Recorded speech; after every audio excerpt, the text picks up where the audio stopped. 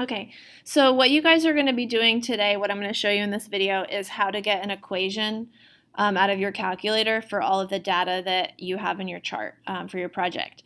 So the first thing you're going to do is hit Stat and Enter. And what you want to do is you want to enter all of the data from your chart into List 1 and List 2. So List 1 are your X values, which would be your days, and List 2 are your Y values, which would be your sunset times. So for example, and I just kind of made up some numbers here. Let's say day 0, my sunset time is 5.75 at night, so 5:45 at night. On day 20, which is my next data point, I get 5.79 and so on. And so I've only gone to 80 here just for the sake of time, but you guys are going to go all the way to 720. Once you have every single piece of your data entered all the way to 720, you're going to go back to Stat, over to Calc, and then I want to do a sinusoidal regression, so I want it to give me a sine function. So I'm going to scroll down to C, hit Enter.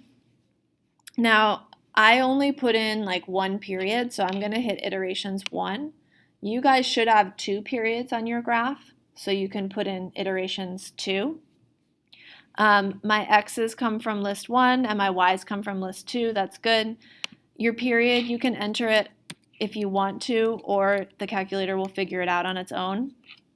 And then I'm going to just click Calculate. So what that does is it gives me my A value, gives me my B value, gives me my C, and it gives me my D. And that's the equation that you're going to work with. If you're having some issues, sometimes your calculator gets funky and for some reason it has too much data in it. So what I want you to do if your calculator gives you an error like that is that I want you to go back to your lists and you're going to just enter every 40th day. So go back and like delete 20, 60, 100 and so on. But only do that if your calculator gives you an error. Otherwise, the more data, the better, the more accurate your equation will be.